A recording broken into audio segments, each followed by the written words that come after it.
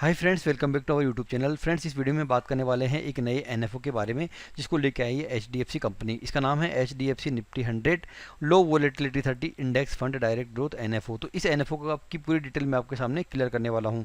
तो सबसे पहले मैं बात करूँ इसके म्यूचुअल फंड कंपनी की, तो एचडीएफसी म्यूचुअल फंड कंपनी इस एनएफओ को लेके आई है जिसके अंदर निफ्टी की 100 कंपनी यहाँ पर रहने वाली है। निफ्टी की 100 कंपनीज के अंदर भी वो कंपनीज रहने वाली है जो कि यहाँ पर लो वोलेटिलिटी वाली है।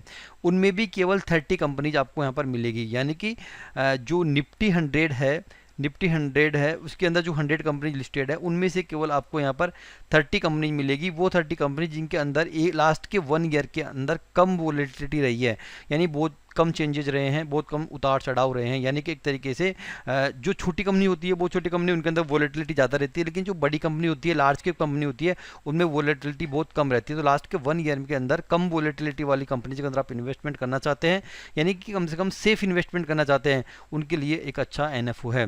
और ये डायरेक्ट ग्रोथ एनएफओ है, यानी कि आप डायरेक्टली आप इन्वेस्ट कर सकते हो बिना किसी ब्रोकर के, डायरेक्टली मतलब बिना किसी एजेंट के, आप ब्रोकर की ऐप से आप यहाँ पर इन्वेस्टमेंट कर सकते हो। तो मैंने कंप्लीट आपको इसके बारे में बता दिया है।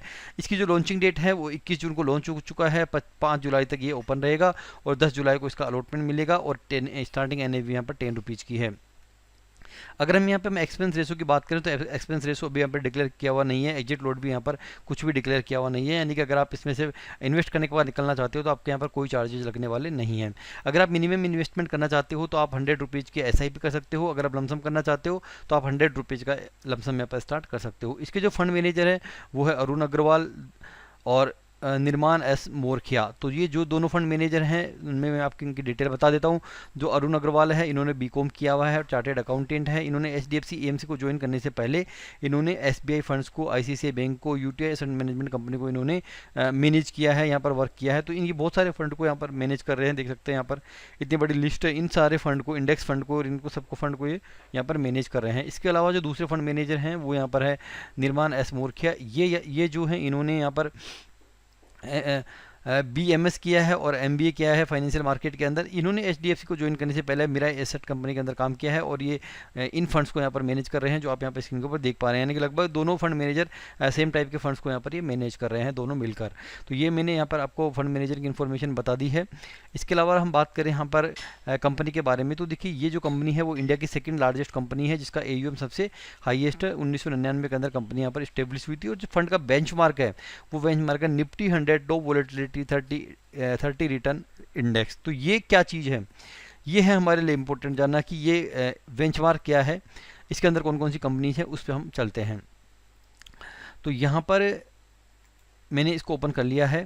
तो ये निफ्टी 130 इंडेक्स क्या है यहाँ पर, इसका मतलब मैंने ऑलरेडी आपको पहले बता दिया है कि इसके अंदर केवल 30 कंपनीज आपको मिलने वाली है जिन्होंने लास्ट के 1 ईयर के अंदर बहुत ही कम वोलेटिलिटी रही हो, लो वोलेटिलिटी रही हो, बहुत कम चेंजेस रहे हैं।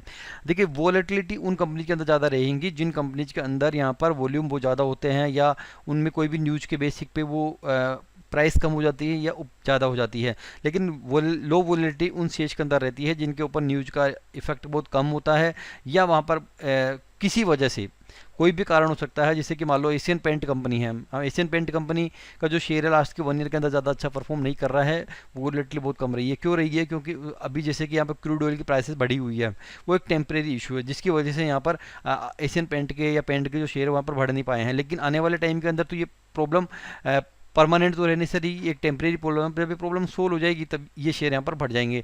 जब ये शेयर बढ़ जाएंगे तो आप जिस फंड के अंदर इन्वेस्ट करोगे उसकी प्राइस भी यहाँ पर बढ़ जाएगी, उसके अंदर इन्वेस्टमेंट का जो रिटर्न है वो भी आपका बढ़ जाएगा।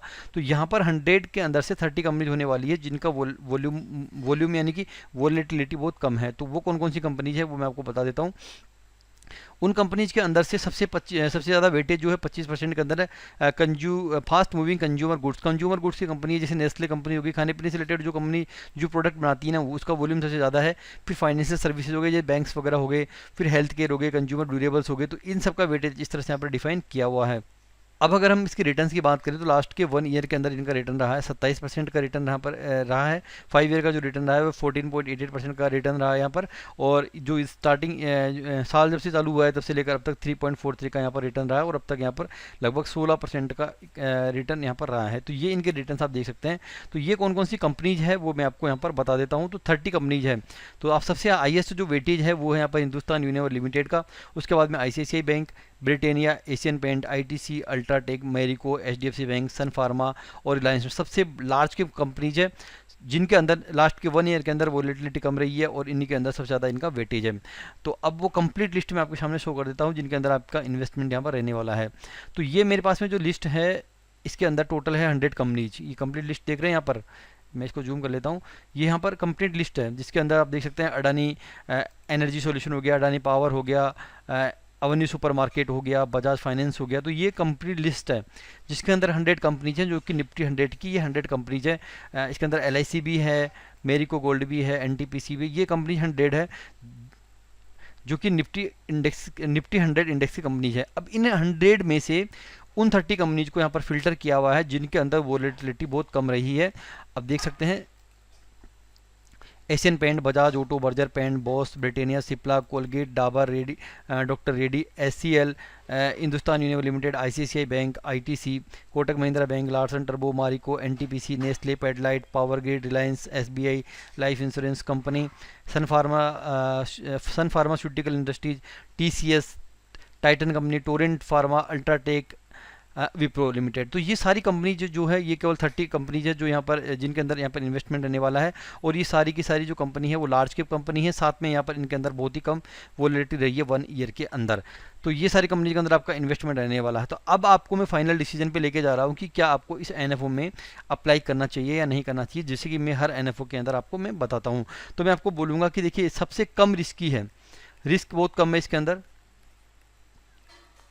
बहुत कम रिस्क है। रिटर्न भी आपको यहाँ पर कम मिलेंगे, मैं आपको पहले क्लियर कर देता हूँ। यहाँ पर आपको रिटर्न भी कम मिलेंगे क्योंकि जहाँ पे रिस्क कम होगी ना वहाँ पे आपको रिटर्न भी यहाँ पर कम जनरेट होंगे। लेकिन यहाँ पर आपका जो इन्वेस्टमेंट है वो आपका सेफ इन्वेस्टमेंट रहेगा, क्योंकि जो 100 कंपनीज है उनके अंदर से आपका 30 कंपनीज के अंदर इन्वेस्ट रहेगा, और 30 कंपनीज भी वो कंपनियाँ हैं जिनके अंदर वोलेटिलिटी बहुत कम रही है। तो मैं आपको बोलूँगा कि अगर आप यहाँ पर म्यूचुअल फंड के अंदर आप इन्वेस्ट करते हैं और अगर आप चाहते हैं कि आपका इन्वेस्टमेंट सेफ कंपनीज के अंदर रहे, अच्छी कंपनीज के अंदर रहे, तो मैं आपको डेफिनेटली इस NFO के अंदर अप्लाई करने के लिए आपको बोलने वाला हूं। मैं आपको ये नहीं सोचने के लिए नहीं बोलूँगा कि आप इसको इग्नोर करो या आप कुछ इस तरह से करो। आपको डायरेक्टली यहाँ पर अगर अप्लाई करना चाहते हैं तो आप यहाँ पर क्लियरली अप्लाई कर सकते हैं, वो भी SIP मोड के अंदर।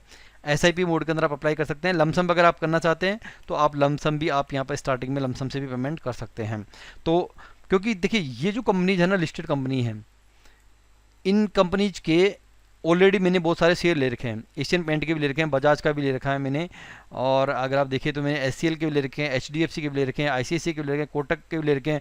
ऑलरेडी मैंने इन शेयर्स को ले रखा है। तो आपको सिलेक्शन करने में कई बार प्रॉब्लम आती होगी कि यार कौन कौन से बैंक कौन कौन से हम शेयर्स ले जो यहाँ पर अच्छा परफॉर्म कर रहे हैं। तो आपके लिए बेस्ट ऑप्शन है इस NFO के अंदर जाके इस NFO के थ्रू आप इसके अंदर अप्लाई कर सकते हैं। बाकी अगर आप और डिटेल जानना चाहते हैं तो आप अपने फाइनेंशियल एडवाइजर से कंसल्ट कर सकते हैं, क्योंकि रिस्क भी आपका होगा, रिटर्न भी आपका यहाँ पर रहेगा। वीडियो अच्छा लगा तो लाइक कर दीजिए, चैनल को सब्सक्राइब जरूर कर दीजिए, अपने दोस्तों के साथ शेयर कर दीजिए। Thanks for watching.